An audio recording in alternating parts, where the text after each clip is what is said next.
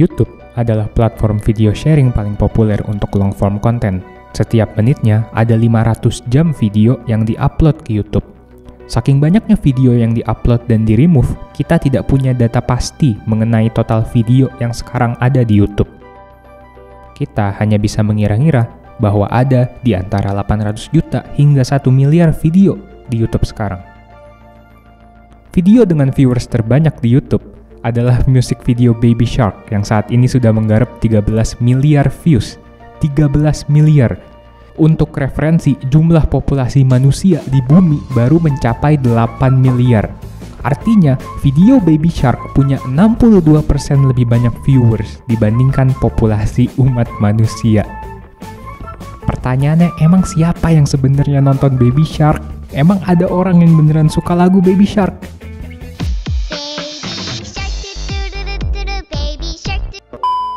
Sebelum mencapai kejayaannya seperti sekarang, YouTube dulu hanya platform media sosial kecil yang penggunanya terbilang sedikit.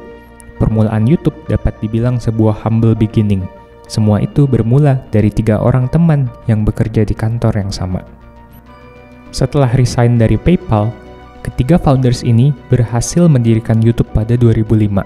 Perkembangan YouTube setelah pertama didirikan tidak butuh waktu lama. Model bisnis yang menjanjikan membuat banyak investor menaruh uang mereka di YouTube.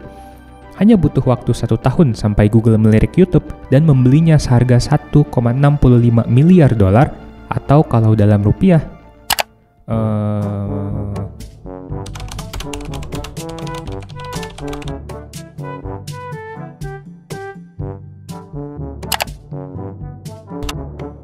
14.665.718.32.786.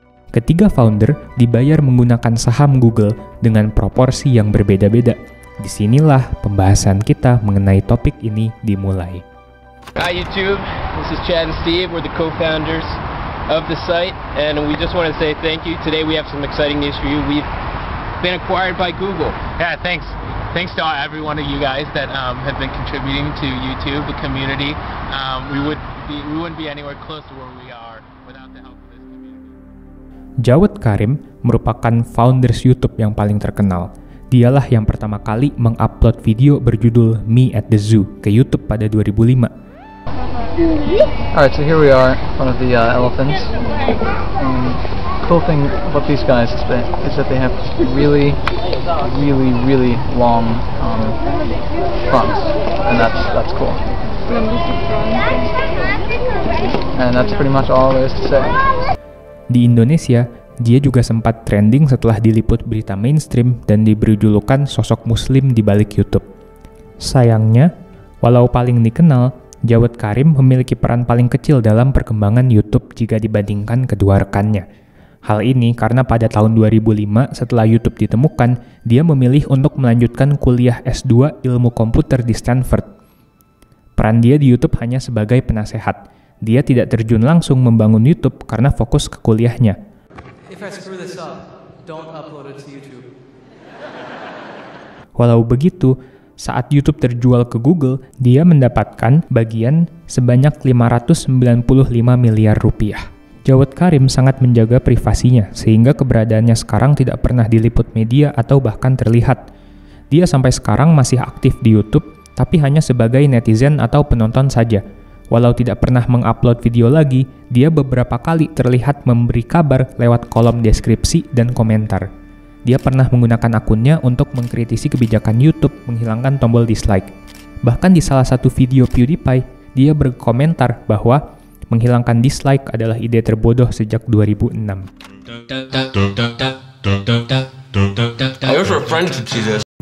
Chad Hurley dapat dikatakan sebagai pemain utama dalam berdirinya YouTube.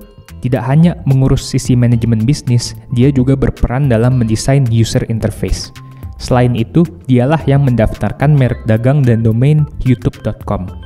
Setelah dijual ke Google, dia mendapatkan potongan paling besar, yaitu sejumlah 3.208 miliar rupiah. Setelah pembelian tersebut, Chad Hurley memilih bekerja di bawah Google dengan memegang posisi CEO YouTube selama 5 tahun. Setelah beranjak dari YouTube, ia memulai bisnis-bisnis lain dan menjadi investor di beberapa tim olahraga. Berbeda dengan Jawed, Chad lebih terbuka dan masih aktif di internet. Bahkan Max Fosh, seorang YouTuber dari Inggris, berhasil menyuruhnya untuk mensubscribe channel miliknya saat mereka bertemu di sela ajang Formula One Miami. Here we go. I've got it. Okay. So here we go. Hit the button. The big moment. Tanner Gray. So 867,001. Want to go put some of these Mentos and some Diet Coke? Yes. Tidak kalah penting dengan Chad, Steve Chen memegang posisi CTO saat YouTube baru dibangun. Dialah yang bertanggung jawab atas teknis dan sistem di balik platform YouTube. Saat terjual ke Google, ia mendapat bagian sebesar $326 juta atau 3 triliun 31 miliar. Setelah dibeli Google, ia bersama Chad masih bekerja sebagai karyawan di YouTube sebelum akhirnya Steve minggat di 2009. Chad dan Steve sempat bertemu untuk bekerja sama lagi dalam mendirikan perusahaan Avos System. Perusahaan ini sempat berjalan beberapa tahun, dan Avos sempat berusaha mempopulerkan produk utamanya, yaitu sosial media dengan nama Mixbit.com.